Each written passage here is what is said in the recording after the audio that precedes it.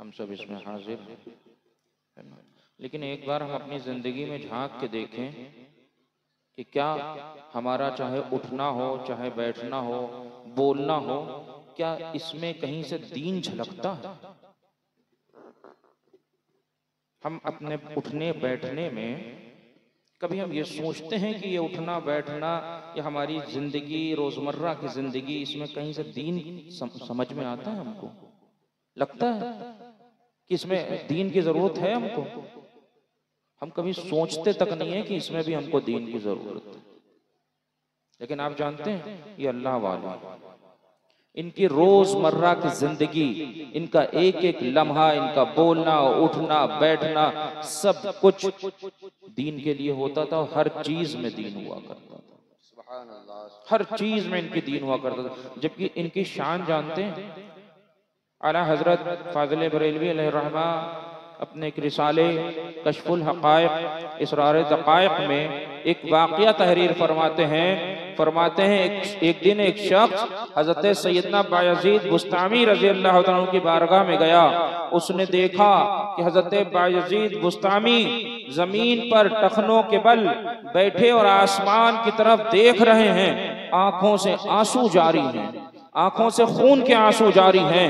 उसने पूछा, हजरत ये क्या हाल है? हजरत बायज़ीद बुस्तामी ने फरमाया, मैंने एक कदम बढ़ाया और मैं अर्श पे गया। मैंने एक कदम बढ़ाया, मैं अर्श पे गया। मैंने अर्श पे देखा कि अर्श प्यासे भेड़िए की तरह खुदा की तलब में प्यासे भेड़िए की तरह मुंह फैलाए बैठा है। प्यासे भेड़िए की तरह खुदा की तलब में मुंह खोले हुए बैठा है। मैंने अर्श पे आवाज दी कि ये क्या माजरा है, ये क्या माजरा है? मुझे इशारा दिया गया, अर्रहमानु अलल अर्श इस्तवा, अर्रहमानु अलल अर्श इस्तवा। मुझे इशारा दिया गया कि बड़ी मेहरबानी वाला अपनी शान अपनी शान के लायक अर्श पे इस्तवा फरमाता है। उसके बाद फरमाते हैं कि मैंने अर्श से कहा कि ऐ अर्श, ये क्या माजरा है? अर्श ने मुझसे कहा कि मैं खुदा की तलाश में था, मुझे इशारा दिया गया कि अगर मुझे तलाश करना चाहते हो तो बायज़ीद के दिल में तलाश करो। अर्श कह रहा है कि मुझे इशारा दिया गया कि मुझे तलाश करना है तो बायज़ीद के दिल में तलाश करो। इनके दिल, इन बुजुर्गों के दिल, अर्श से कहा जाता है कि ऐ अर्श, अगर अपने परवरदिगार को तलाश करना चाहता है तो बायज़ीद के दिल में तलाश कर, यानी कि बुजुर्गों के दिल में तलाश कर, है ना। और आज हमारे तरीके, इनकी जिंदगियां सिर्फ और सिर्फ अल्लाह और उसके रसूल की रजा के लिए हुआ करती थी, है ना। हमारी जिंदगियां हम तकरीर करते हैं ताकि आप राजी हो जाएं। हम एक दूसरे की रजा चाहते हैं, लेकिन ये लोग सिर्फ अपने परवरदिगार की और उसके महबूब की रजा चाहते हैं, है ना। लेकिन आज हमारी जिंदगियां, हमारे हालात, आप जानते हैं कि हजरत मखदूम बिहारी ने अपनी किताब में तहरीर फरमाया कि मैंने कुव्वतुल कुलूब में पढ़ा, और कुव्वतुल कुलूब इमाम गजाली का जमाना, कि उसमें पढ़ा कि इस जमाने में पहले के मुसलमानों की खुशबू भी छू के नहीं गई। उस जमाने की बात, उस वक्त उस जमाने में वो फरमा रहे कि हमारे जमाने में पहले के मुसलमानों की खुशबू भी नहीं छू के गई, जबकि उनका जमाना और आज हमारा जमाना, खुशबू छू के जाना तो दूर की बात है, खुशबू का निशान मिट गया। आज से 600 साल 800 साल के तकरीबन हजरत मखदूम बिहारी गुजरे। उन्होंने लिखा हजरत इमाम गजाली की कुव्वतुल कुलूब के से कि उस जमाने में उन्होंने फरमाया, आज हमारा जमाना तो कैसा जमाना है हम भी बेहतर जानते हैं, आप भी बेहतर जानते हैं। तो हजरत कुव्वतुल कुलूब में फरमाते हैं, कुव्वतुल कुलूब में है कि पहले ये नहीं होता था कि हाँ अगर कोई आया, कोई मिला तो उससे पूछें कैफा हालुका, तेरा हाल क्या है, कैसा है, अगर पूछते थे कि कैफा हालू का, तेरा हाल कैसा है, तो उसका यह मतलब नहीं था कि तेरी सेहत अच्छी है, तेरा सब कुछ खैरियत से है, तुम्हारे जिस्म में ताकत है, तुम्हारा इमलाक ठीक है, ये नहीं पूछते थे। बल्कि पूछते थे, उनका मतलब होता था तेरे परवरदिगार से रिश्ता कैसा है, तेरा रिश्ता तेरे परवरदिगार से अच्छा है। उनका यह मतलब होता था। खैरियत का मतलब यह होता था कि तुम्हारा रिश्ता तुम्हारे परवरदिगार से अच्छा है। हमारा मतलब क्या होता है कि खैरियत है, मतलब जिंदगी अच्छी खुशी चल रही है, खूब पैसे से आ रहे हैं, हमारा यह मतलब होता है। उस जमाने में जब किसी से कोई पूछता था कैफा हालू का, तो उसका यह मतलब नहीं होता था कि तेरी सेहत कैसी है, तेरे जिस्म की तंदुरुस्ती कैसी है, तू बीमार तो नहीं है, तेरे घर में तो कोई बीमार नहीं है, बल्कि उसका यह मतलब हुआ करता था कैफा हालुका मआ अमवालुक, कि तेरा दीन सलामत है, तेरा दीन से रिश्ता जुड़ा हुआ है, तेरा रिश्ता दीन से तो नहीं टूटा। आज का जमाना है कि अगर पूछते हैं किसी से सलामत हो, खैरियत से हो, तो वो समझेगा कि हमसे पूछ रहे हैं कि नहीं जिस्म से ठीक हो। हम कहेंगे, अगर हम ये माना लेते हैं, फौरन कहते हैं हाँ अल्हम्दुलिल्लाह, अल्लाह का शुक्र है, बहुत मजे में चल रहे हैं। लेकिन उस जमाने का ये मतलब नहीं होता था। जब कोई किसी से पूछता था कि सलामत हो, तो वो पूछता था कि तुम्हारा दीन सलामत है, तुम्हारे दीन में तो कोई कमी नहीं आई, तुम्हारे परवरदिगार से तुम्हारे रिश्ते में तो कोई कमी नहीं आई, तुम अपने परवरदिगार को राजी करने में सही तरीके से मशगूल हो, ये मतलब हुआ करता था। लेकिन आज का जमाना है कि अगर कोई हमारे पास आए और हम उससे ये ना पूछें कि हाँ सब ठीक है, कहाँ से आ रहे हो, कहाँ जा रहे हो, तो वो कहेगा कि सैयद साहब के पास गए थे, वो तो सीधे मुंह बोले नहीं। बल्कि पहले के लोग ये नहीं पूछा करते थे, क्योंकि कुरान ने हुक्म दिया वला तजस्सुस, एक दूसरे की टो ना लो। कुरान का ये एक जुमला, वला तजस्सुस, एक दूसरे के तोह मत लो, एक दूसरे के को करोदो मत, एक दूसरे के बारे में इतना मत घुसो। लेकिन हम क्या करते हैं कि हमारे, अगर हम किसी से मुलाकात करते हैं उसमें दीन होता है? अगर दीन होता तो हम उससे ये नहीं पूछते कहाँ जा रहे हो, कहाँ से आ रहे हो, क्या करोगे, क्योंकि वो अल्लाह वाले लोग थे, उनके मुलाकातें होती थी तो उसमें भी दीन देखा जाता था। अल्लाह वाले लोग अपनी मुलाकातों में भी कुरान पर अमल किया करते थे। कुरान ने मना कर दिया वला तजस्सुस, एक दूसरे की टोह मत लो, वो एक दूसरे से नहीं पूछा करते थे, है ना। यहाँ तो आज मिसाल के तौर पे मुझे को फोन करेंगे, अस्सलाम वालेकुम, उसके बाद कहाँ हैं आप, काम आपका है, पूछ मुझसे रहे हैं कहाँ हैं आप। तजस्सुस का आलम, कुरान के मुखालफत, कुरान के खिलाफ, है ना। काम आपका है, पूछा मुझसे जा रहा। आज हमारे ये हालात है। लेकिन उनका दीन, उनकी जिंदगियां एक एक कुरान के एक एक लफ्ज, एक एक हरफ पे उनका अमल हुआ करता था। कुरान ने कहा वला तजस्सुस, तो वो तजस्सुस नहीं किया करते थे। यहाँ तक कि आप जानते हैं जब सहाबा के जमाने में जब कोई सहाबी किसी सहाबी के दरवाजे पे जाता था तो दरवाजा पीट के नहीं रख दिया करता था, जो हमारा तरीका है कि हम किसी के दरवाजे पे गए, दरवाजा बजा के रख दिया, तोड़ के रख दिया, तो जितनी देर में वो आता है उतनी देर में हम उसके घर में कोहराम बर्पा कर देते हैं कि हम आए हैं। दरवाजे पे कोई मिल गया तो उससे कहा जाओ फलां से कह देना हम आए हैं।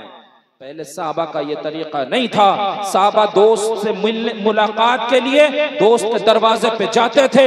अगर दोस्त बाहर निकल आया तो मुलाकात करते थे, वरना बैठ के इंतजार करते थे कि कब मेरा दोस्त आएगा, कब मैं उससे मुलाकात करूंगा। वो किसी से कहलवाते नहीं थे कि जाओ कह देना फला आए हैं। वो बाहर निकल के आए, वो ये नहीं कहते थे इतनी देर हो गई अभी तक वो आए नहीं, वो ये नहीं कहते थे, बल्कि बैठ के इंतजार करते थे कि दोस्त निकल के आएगा, मुलाकात कर लूंगा। कभी कभी इत्तेफाक हो जाता था कि साहबी घर से नहीं निकलते थे तो वो साहबी रात रात भर गुजार दिया करते थे। जब कोई पूछ दिया करता था कि आए साहबी कैसे आना हुआ, तो कहते थे दोस्त से मुलाकात के लिए आया था, लेकिन इत्तेफाक है दोस्त घर से बाहर ना निकला। उसकी वजह जानते, वजह क्या थी? उसकी एक वजह थी कि वो नस्से कुरानी पे अमल किया करते थे। कुरान ने कहा कि सबारू हत्ता अलैहिम लकाना खैरुल लहुम, सबारू हत्ता तखरुज अलैहिम लकाना खैरुल लहुम।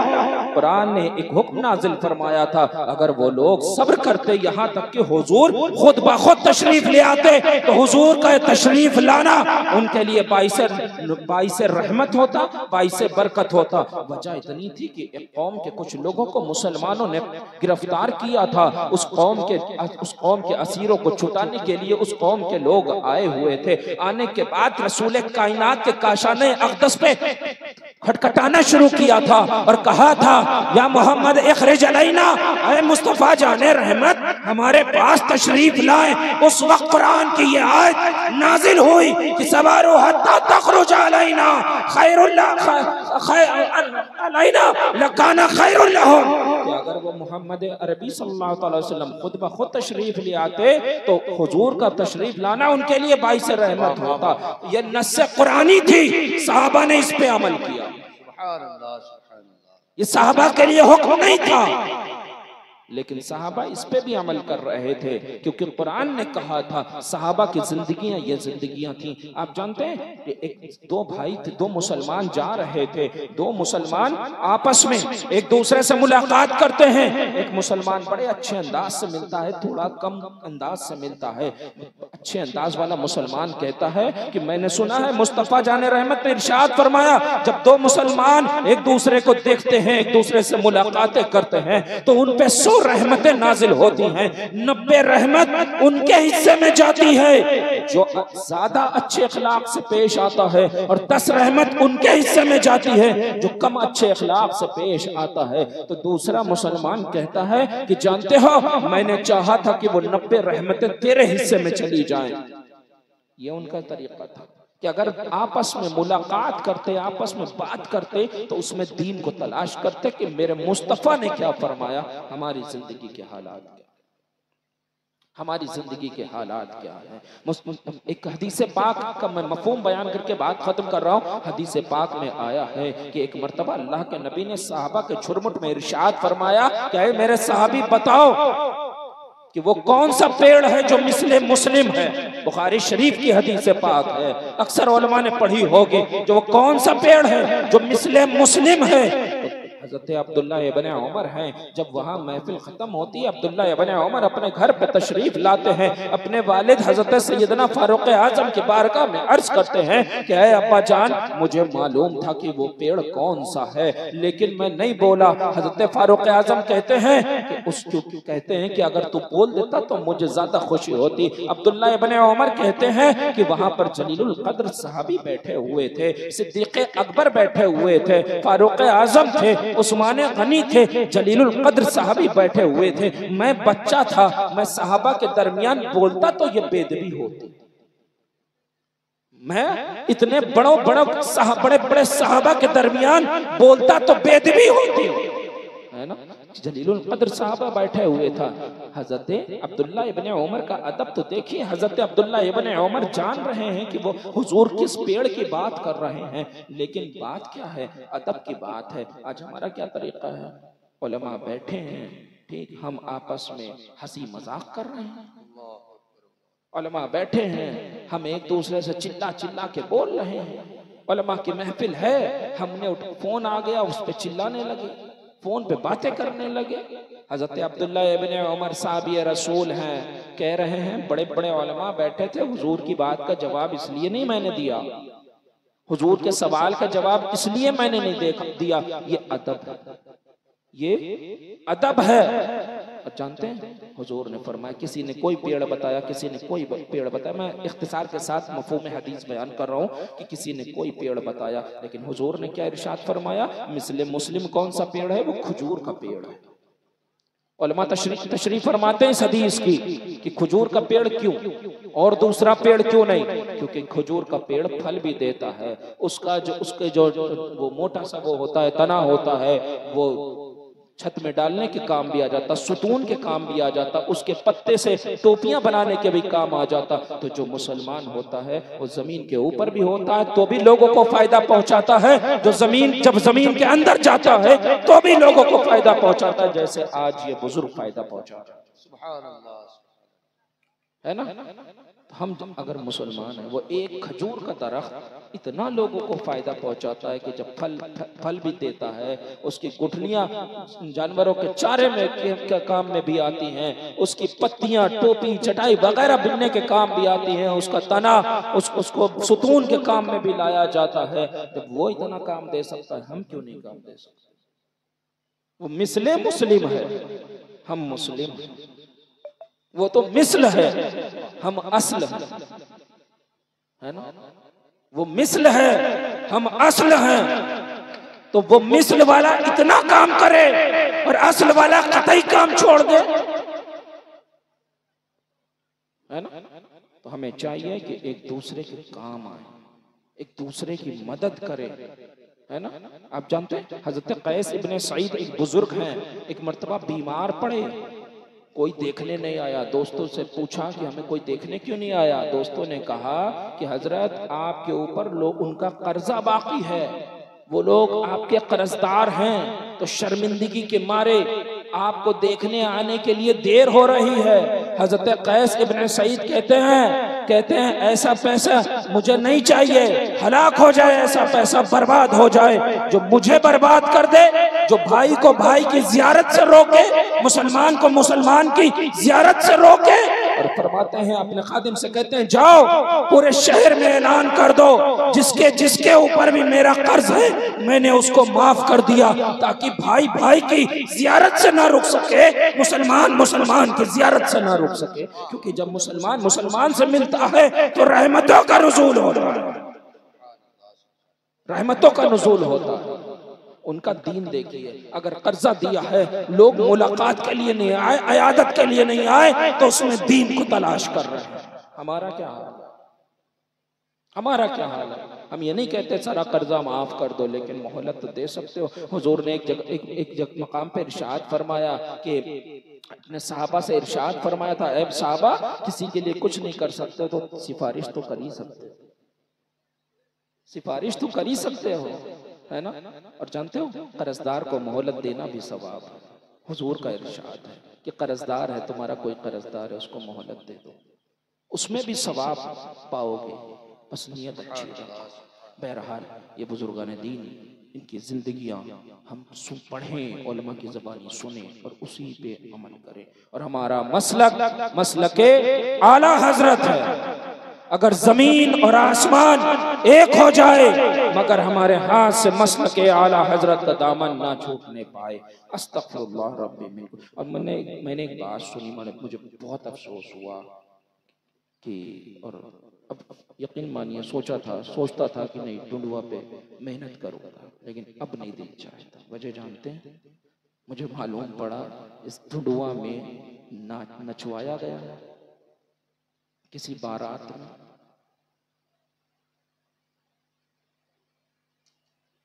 किसी बारात में डांस करवाया गया।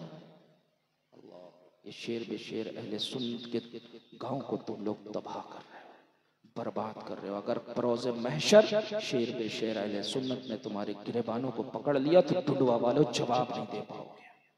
अगर मुशाहिदे मिल्लत ने तुम्हारे गिरेबानों को पकड़ लिया तुम जवाब नहीं दे पाओगे। हुजूर मुफ्ती आज़म हिंद ने कह दिया ये टुंडवा के, हमारे टुंडवा के लोग थे, हमारे बाद ये ऐसा कर रहे थे, जवाब नहीं दे पाओगे। याद रखना टुंडवा वालों, अगर इन उलमा ने गवाही दे दी तो जवाब नहीं दे पाओगे खुदा की बारगाह में। मालूम बड़ा अफसोस हुआ। सोचता था नहीं टुंडवा पे काम करूंगा, उसको फिर वही टुंडवा बनाऊंगा, लेकिन अफसोस हुआ उस वक्त सुन के कि हाँ टुंडवा में औरतें नचवाई गई। माज़अल्लाह रब्बिल आलमीन। बहुत अफसोस हुआ। तुम्हारी जिम्मेदारी, ये गांव तुम्हारा है, ये गांव तुम्हारा है, जिम्मेदारी भी तुम्हारी है। कोई अपने आप को इसमें अजहरी कहता है, कोई उवैसी कहता है, कोई हशमती कहता है, तो तुम सबकी ये जिम्मेदारी है कि अपनी खानकाहों के पैगामों को आम करो, इस टुंडवा को बचाओ। यहाँ की सुन्नियत को उसी तरह मजबूत बनाओ जो शेर बे शेर अहले सुन्नत ने बनाया था, जो हुजूर मुशाहिद मिल्लत ने बनाया था, जो हुजूर मुफ्ती आज़म हिंद ने बनाया था, जो हुजूर वैसे मुस्तफ़ा का ख्वाब था, उसी को पूरा करो, उसी की ताबीर करो। अस्तगफिरुल्लाह रब्बी मिन कुल्ली ज़ंबि व अतूबु इलैह, ला इलाहा इल्लल्लाह मुहम्मदुर रसूलुल्लाह सल्लल्लाहु अलैहि वसल्लम। मैं जा रहा हूँ, कोई एक आदमी भी नहीं उठेगा, ना मुझसे मुसाफा करेगा, कोई एक आदमी भी नहीं उठेगा। सब लोग बैठे रहे माशाअल्लाह। मैं